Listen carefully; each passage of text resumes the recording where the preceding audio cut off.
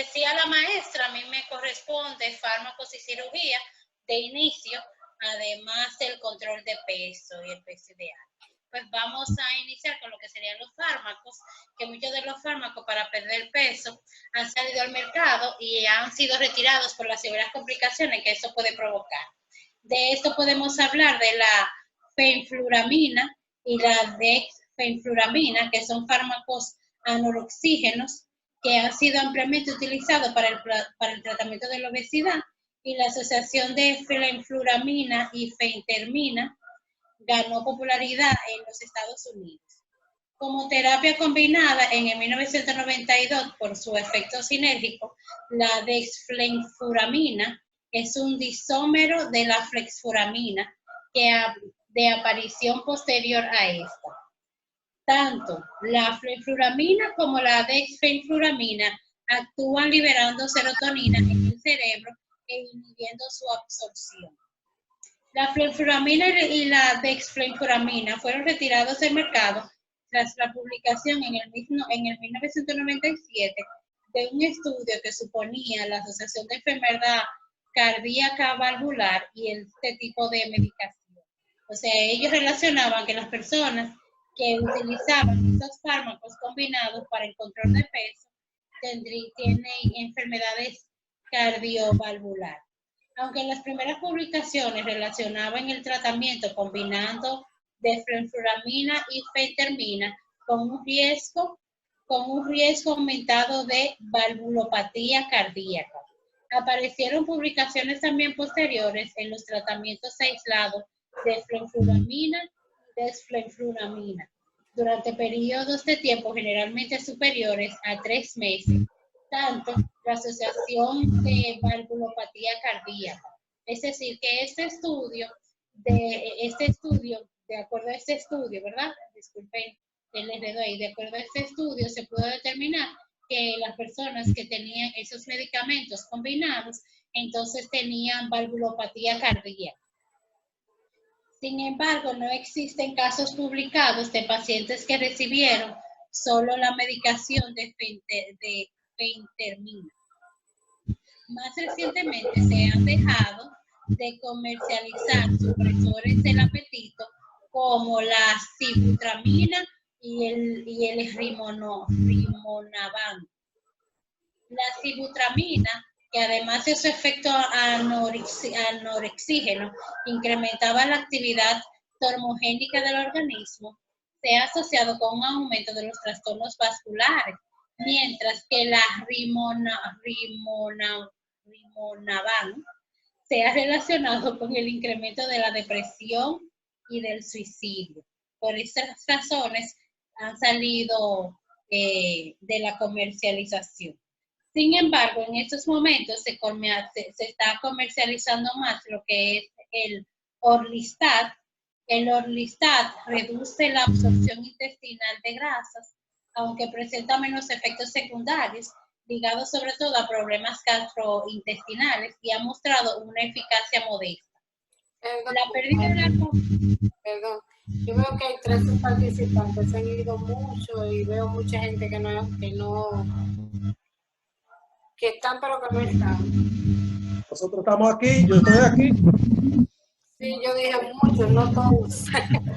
Escuchando, profe. Estamos aquí, profe, y estamos pendientes. Lo que pasa es que, por lo menos en el caso mío, quiero que... El internet, yo no veo a nadie. Aunque veo que se han ido unos cuantos, solamente quedan 13 participantes. La clase está interesante. Habemos 14, profe.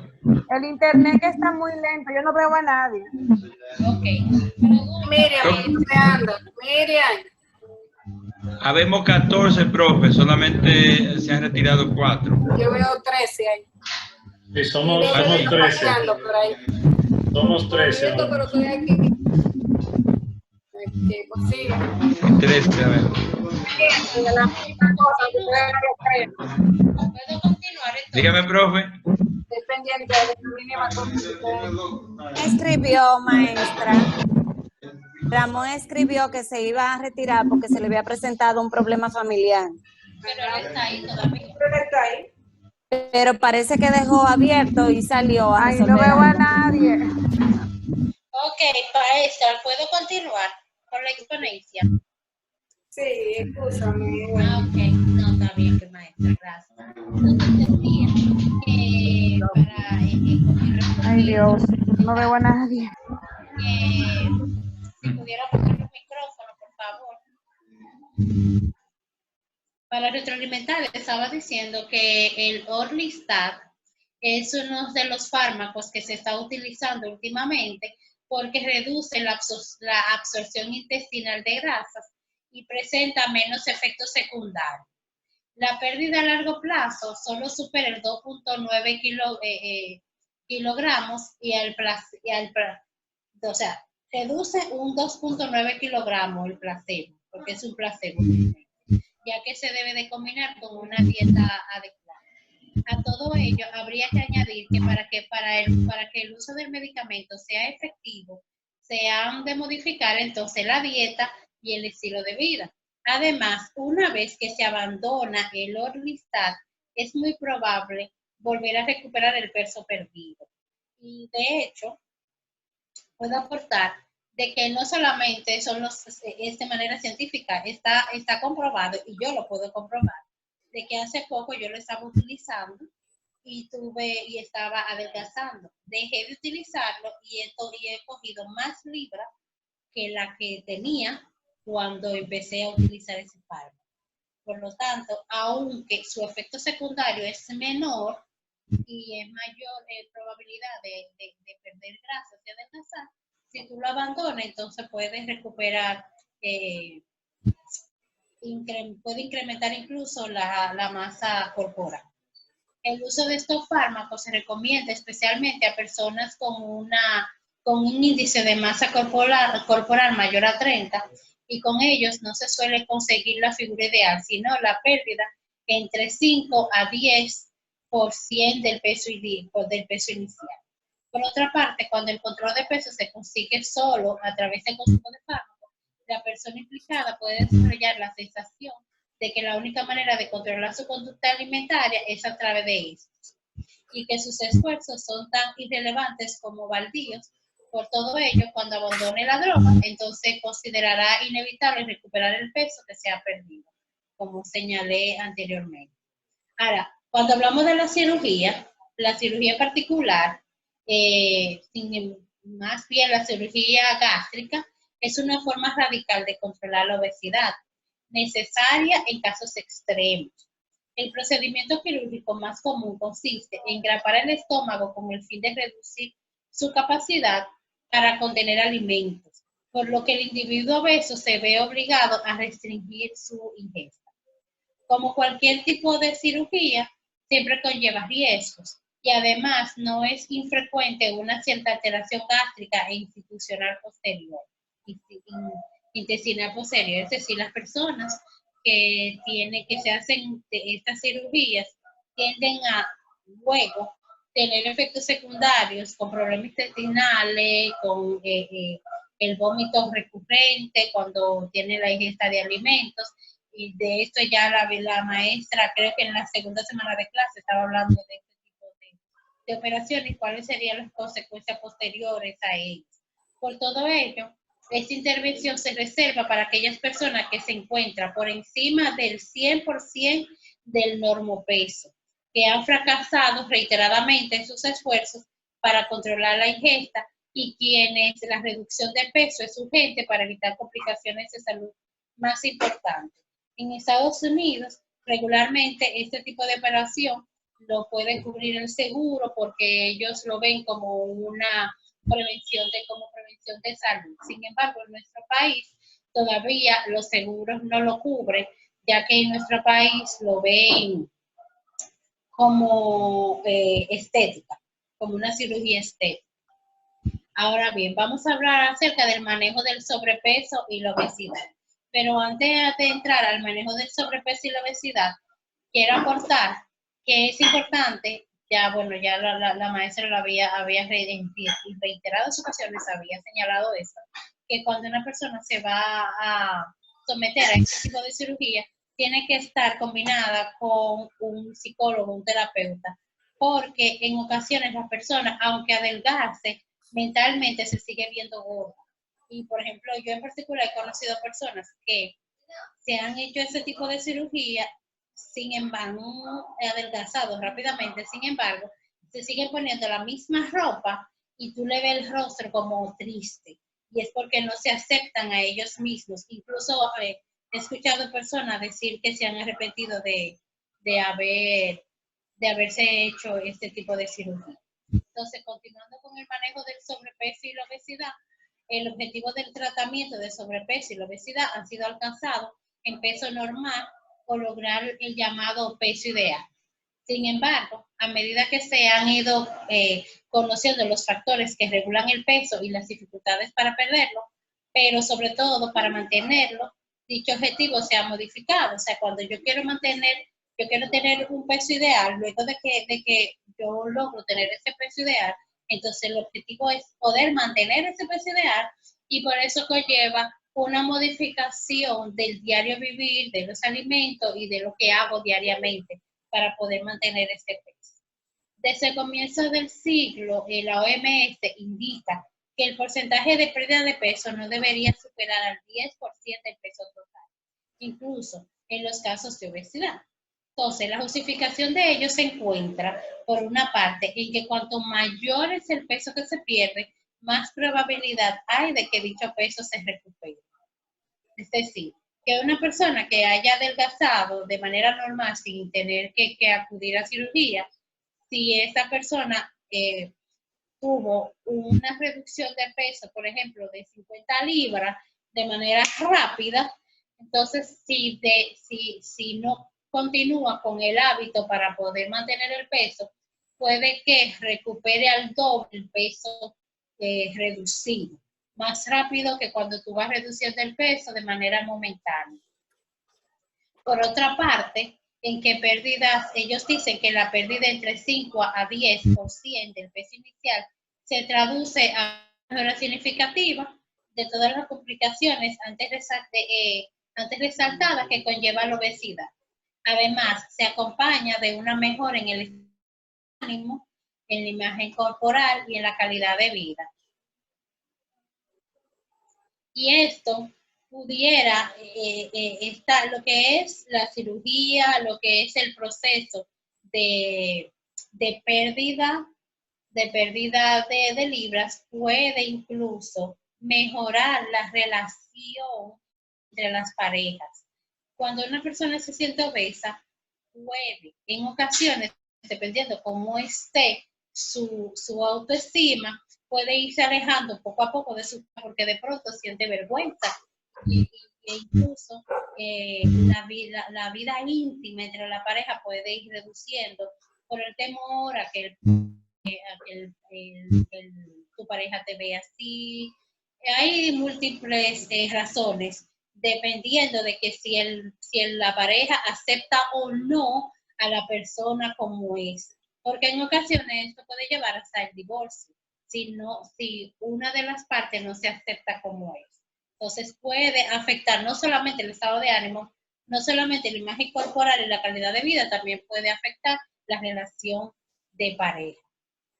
Respetando el objetivo, de acuerdo a la OMS, la intervención más habitual hasta la fecha para el control de peso desde el punto de vista psicológico es el tratamiento conductual, con el que se pretende modificar el estilo de vida de las personas con sobrepeso u obesidad y no solo su dieta alimentaria.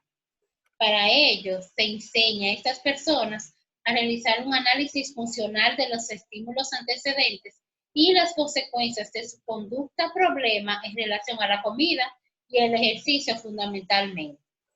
Así, por ejemplo, se puede mostrar a la persona estar viendo la televisión. Cuando una persona está viendo la televisión, funciona como antecedente que a modo de estímulo discriminativo induce a la búsqueda y consumo de alimentos ricos en calorías. Esta ingesta, a su vez, puede provocar un sentimiento de culpa o malestar que se traduce en un periodo de restricción que probablemente acabará en un mayor consumo de comida. La maestra decía al inicio, en el término de la clase, el inicio de la clase, me parece, a mediados, que las personas tienen un mal hábito de los alimentos, que hay personas que son gordas y de pronto dicen que no comen, pero también ella hizo un aporte muy importante, y es que cuando se dura largas horas para alimentarse, entonces hay una ingesta excesiva de alimentos, porque hay personas que tienden a no desayunar o a durar mucho tiempo. Aunque también, desde mi experiencia personal, cuando yo, por ejemplo, que mi problema es no comer a las horas adecuadas y ya cuando viene la hora de comer no me da hambre porque mi estómago está lleno de gases y lo que puedo es tomar mi jugo, lo que sea, y acostarme así. Entonces, de acuerdo a lo aprendido, cuando tú no tienes nutrientes para tu metabolismo es más lento, y esto, cuando tú no tienes esos nutrientes para ese motor darte energía, entonces lo que va a coger son las grasas acumuladas y por esto entonces tiende a aumentar de peso. Entonces, una vez identificadas estas conductas y modificadas, estas cadenas conductuales, se trata de enseñar y romperlas, o sea, modificando los comportamientos que conforman de acuerdo a tu hábito alimenticio. El tratamiento conductual es un programa multicomponente que incluye, entre otras técnicas, el autorregistro, que se utiliza con las conductas de alimentación, ejercicios y con el propio peso corporal. El autorregistro es un elemento fundamental del cambio y habitualmente este elemento se utiliza para enseñar a las personas a reducir el consumo de entre unas 500 o 1000 calorías diarias. A través de él se pueden apreciar patrones de conductas de los que muchas veces no es consciente, y de este modo darse cuenta de lo que está haciendo realmente. Es decir, cuando yo llevo el registro diario de los alimentos y las calorías que yo he consumido, entonces puedo darme cuenta realmente qué es lo que yo estoy haciendo y así tomar conciencia y que pueda haber un cambio significativo. Este es el primer paso para la modificación de esos comportamientos, y una pieza clave en el aprendizaje de las técnicas de control del alimento es tomar conciencia de cómo es mi hábito alimenticio. El cumplimiento de estos registros correlaciona estrechamente con la pérdida de peso. Además, para manejar las situaciones de conflicto se instruye a la persona a técnicas de solución de problemas y la reestructuración cognitiva. Respecto al ejercicio físico, se ha de incorporar en el nuevo estilo de vida la práctica de 180 minutos semanales de ejercicio físico moderado. Ahora bien, se ha de tener en cuenta que el ejercicio no sirve para perder peso, sino para consolidar las pérdidas que se consiguen a través de la reducción de ingesta de calorías, es decir, que es una combinación entre un cambio alimenticio y un hábito de ejercicio diario. No se debería olvidar que para perder 0.0 kilos exclusivamente a través del ejercicio físico, habría que caminar en torno a 60 kilómetros en una semana. Por lo tanto, el ejercicio físico solo no te va a ayudar a una reducción de peso si no es combinado con un régimen alimenticio. Entonces, el peso ideal al peso sostenible, que es el último tema. Estos datos podrían sugerir la necesidad de modificar el objetivo de la pérdida de peso, pasando en la búsqueda de un peso ideal a un peso sostenible. Que podríamos decir que el peso sostenible es mantener el peso ya ideal. Entonces, una ilustración de las dificultades que conllevaría a tratar de mantener una pérdida muy importante de peso son los datos proporcionados por el National Weight Control Registry. O sea, eso es una investigación que se realizó con 2.900 personas que habían perdido a medida de 3.4 kilogramos de peso y que la habían mantenido durante 5 años. Para dicho estudio se eligieron una submuestra selectiva de personas obesas que en ningún caso era representativa en la población general. Tanto los hombres como las mujeres, para mantener durante 5 años una dieta de hipocalorías restrictiva, se suponían comer unas 600 calorías diarias, menos en una alimentación normal.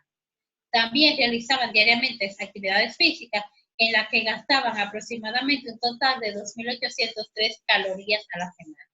Eso significa entonces que para alcanzar y mantener el normopeso, que sea el peso normal, las personas obesas tendrían, como dije anteriormente, un índice de masa corporal mayor a 30, que tendría que cambiar radicalmente su estilo de vida, permaneciendo en dietas estrictas de modo indefinido, realizando una carga de trabajo física diariamente. Y esto para la mayor parte de la población es inevitable debido a razones familiares, personales, laborales, su propio estado físico. O sea, todo va a depender. Por lo tanto, como dije anteriormente, es un cambio radical de vida y de hábitos.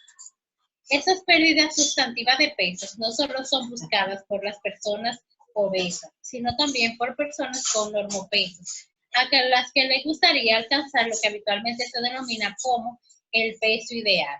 Ahora bien, en la actualidad, un índice de masa corporal de 25 no es considerado estéticamente el más adecuado, aunque, tal y como hemos visto desde el punto de vista de la salud, no supone problema alguno. Sin embargo, el peso que se puede perder en un modo sostenido está limitado por los mecanismos de resistencia a adelgazar del organismo. Como se ha señalado, el proceso de la pérdida de peso suele empezar con una baja inicial pronunciada, que poco a poco va descendiendo hasta estabilizarse. Es decir, que es un proceso combinado entre el régimen alimenticio y los ejercicios físicos. Esto combinado se debe de hacer paulatinamente, porque como se dijo anteriormente, de acuerdo a la OMS, mientras más rápido hay una reducción de peso, entonces más rápido puede volver a tomar este peso. Entonces, esto se debe muy probable a que la persona ha llegado a su set point, y cualquier intento de ir más allá suele ser paradójicamente y facilitar su recuperación. O sea que mientras más paulatinamente tú rebajes, más puede entonces mantener el peso ideal. La razón de ello es que para seguir perdiendo peso sería necesario una reducción adicional de una ingesta de un cientos de calorías. En esta situación, tal como propone la teoría de restricción alimentaria, la persona se sitúa ante muchos estímulos potenciales que lleve a desinhibirse y por lo tanto a comer mucho más. Por eso, entonces, el peso se puede perder de manera sostenible. Lo está indicando el propio cuerpo. Cuando tú puedes sostener el cuerpo, el mismo cuerpo te va a responder. En muchos casos, esa reducción se supera de 5% del peso inicial. Aunque puede parecer limitado respecto a los deseos personales, puede ser beneficioso en términos de salud. Hasta aquí mi parte. ¿Preguntas?